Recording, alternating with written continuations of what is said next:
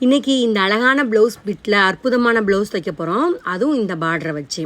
இப்போது நான் கழுத்துக்கு வந்து போட் நெக்குக்கு இங்கிட்டு 3.5 இன்ச்சு மார்க் பண்ணியிருக்கேன்.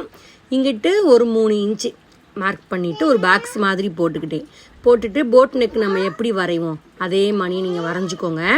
என்னோடய கழுத்தை அளவோட மார்க் வந்து இங்கே மார்க் பண்ணியிருக்கேன். என்னோடய கழுத்தோட அளவு ப்ளவுஸில் 3 இன்ச்சு இருந்துச்சு கழுத்து வெட்டு. அந்த 3 இன்ச்சை நான் மார்க் பண்ணிவிட்டு ஒரு கட்டம் போட்டு வச்சுக்கிட்டேன். இப்போ இதில் பாதியாக மடித்து அந்த பாதியை மார்க் பண்ணிக்கிட்டேன். அப்புறம் இந்த பக்கம் ஒரு பாதியாக எடுத்து இங்கிட்டு ஒரு மார்க் பண்ணிட்டேன். கடைசியாக மார்க் பண்ண அந்த இடத்துல இருந்து ஒரு 3/4 இன்ச்சு வெளியே கூடி இப்படி மார்க் பண்ணிக்கோங்க. அதெல்லாம் ப்ளஸ் ஆக்கிக்குவோம் அடையாளத்துக்கு. இப்போ இந்த இது தேவை கிடையாது, இதுவும் தேவை கிடையாது. இந்த மார்க் மட்டும் தான் நமக்கு தேவை.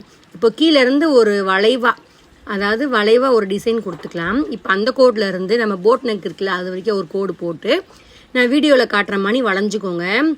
எக்ஸ் மாதிரி வரைஞ்சிட்டு நம்ம இதை கட் பண்ணி தனியாக வச்சுக்கணும். கட் பண்ணால் இப்படி தான் இருக்கும். இப்போ நம்ம ஒரு கேன்வாஸை ரெட்டியாக மடித்து போட்டு அதோட மடிப்பு பகுதியை ஷோல்டருக்குள்ளே அடங்குற மாதிரி நான் வீடியோவில் காட்டுற மாதிரி ரெடி பண்ணி வச்சுக்கோங்க. இப்போ பசை பகுதிக்கு மேலே வந்து அந்த கேன்வாஸ் ஏற்ற மாதிரி அளவு லைனிங் எடுத்து கட் பண்ணிவிட்டு சைஸில் தையல் போட்டு திருப்பி விட்டிங்கன்னா இப்படி ஃபினிஷிங்காக வந்துடும். இப்போ பார்த்திங்கன்னா பசப்பகுதி மேலே வந்துடும். இப்போ நம்ம வெட்டி வச்ச அந்த லைனிங் கிளாத்தை மேலே போட்டு நம்ம அதை அழகாக அயன் பண்ணிக்கிட்டோம்னா அந்த பசப்பகுதியில் வந்து ஒட்டிக்கிடும், பார்த்திங்கன்னா விழுகாது.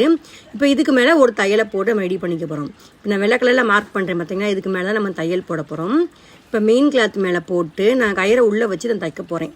கயிறை உள்ளே வச்சு எப்பயும் போல் அடித்து திருப்ப போகிறேன். திருப்பிட்டிங்கன்னா சூப்பராக ரெடி ஆயிரும். அமுக்கு தையல் போட்டுக்கோங்க, கண்டிப்பாக அமுக்கு தையல் போடணும். பார்த்திங்கன்னா இந்த அமுக்கு தையல் போட்டு நீட்டாக ரெடி ஆயிடுச்சு. இதுக்கப்புறம் தான் ஒரு மாடல் இருக்குது. இப்போ ஒரு லைனிங் கிளாத்தில் எடுத்து நம்ம இந்த கீழே வரைஞ்சோம், பார்த்திங்கன்னா அந்த பாட்டை மட்டும் நம்ம வரைஞ்சிக்கிட்டு அதுக்கு மேலே ஒரு இன்ச்சு கிட்ட நம்ம மார்க் பண்ணி இந்த மாதிரி நீங்கள் ஒரு டிசைன் கொடுத்துக்கணும். அதில் ஒரு ஸ்கேலப் டிசைன் மாதிரி நம்ம வரைஞ்சிக்கணும். உங்களுக்கு பிடிச்ச டிசைன் நீங்கள் வரைஞ்சிக்கலாம். அப்புறம் இது வந்து எக்ஸ்ட்ரா துணி பார்த்திங்கன்னா இந்த மணி கட் பண்ணி வச்சுக்கோங்க. இப்போ அதுக்கு பார்டரை கொடுத்துட்டு அந்த பார்டருக்கு மேலே கேன்வாஸை தூக்கி போட்டிங்கன்னா நான் வீடியோவில் காட்டுற மணி அடித்து திருப்பிட்டு இந்த ஸ்கேலப் மட்டும் அழகாக டிசைனாக வரும். இப்போ நம்ம ரெடி பண்ண ப்ளவுஸ் இருக்குல்ல, அதை அதுக்கு மேலே தூக்கி போட்டு உள்ளே சொருகி பின் குத்தி அதுக்கு மேலே வந்து 2 தையலாக போட்டுக்கிட்டிங்கன்னா நீட்டாக வந்துடும். அதில் வந்து பாசி வச்சு நான் தச்சிருக்கேன். மிச்சத்தை வந்து கொஞ்சமாக ரெடி பண்ணியிருக்கேன் அந்த பார்டரை. அப்புறம் கைக்கு வந்து இந்த மணி முக்கோண ஷேப்பில் நான் கொடுத்துருக்கேன். முக்கோண ஷேப்பில் கொடுத்து அங்கங்கே பாசி வச்சுருக்கேன்.